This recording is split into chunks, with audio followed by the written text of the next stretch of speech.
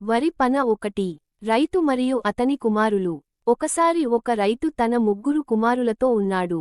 వాళ్ళు ఎప్పుడూ తగువులాడుతుండేవారు. ఒకరోజు రైతు వాళ్లను పిలిచాడు. ఒక్కొక్కరికి ఒక కర్ర ఇచ్చి విరమని చెప్పాడు. అందరూ విరగగలిగారు. తర్వాత ఆయన ఒక గుత్తిని, కట్టును ఇచ్చి విరమని చెప్పాడు. ఎవ్వరూ విరగలేకపోయారు. నీతి: ఐక్యతలో బలం ఉంది. Unity is strength. పక్షి 2. నక్క మరియు కాకి.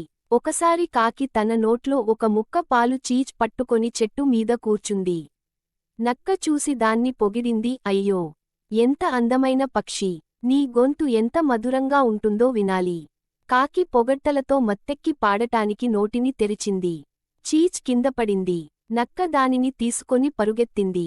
నీతి: పొగడ్తల మీద నమ్మకం పెట్టుకోవద్దు. Beware of flattery. ఏనుగు 3.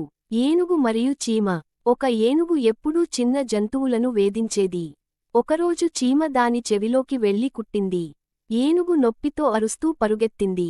అప్పుడు చీమ చెప్పింది, ఎవ్వరినీ చిన్నవారిగా తక్కువ అంచనా వేయొద్దు. నీతి: చిన్నవారిని గౌరవించాలి. Respect everyone, however small. కుక్క 4. కుక్క మరియు ఎముక. ఒక కుక్క ఎముకను దొరకబెట్టుకొని వంతెనపై వెళ్తూ నీటిలో తన నీడను చూసింది. అది ఇంకో కుక్క అని అనుకొని దాని ఎముకను లాగడానికి మొరిగింది. తన నోటి ఎముక నీటిలో పడిపోయింది. నీతి: లోభం నాశనానికి దారితీస్తుంది. Greed leads to loss.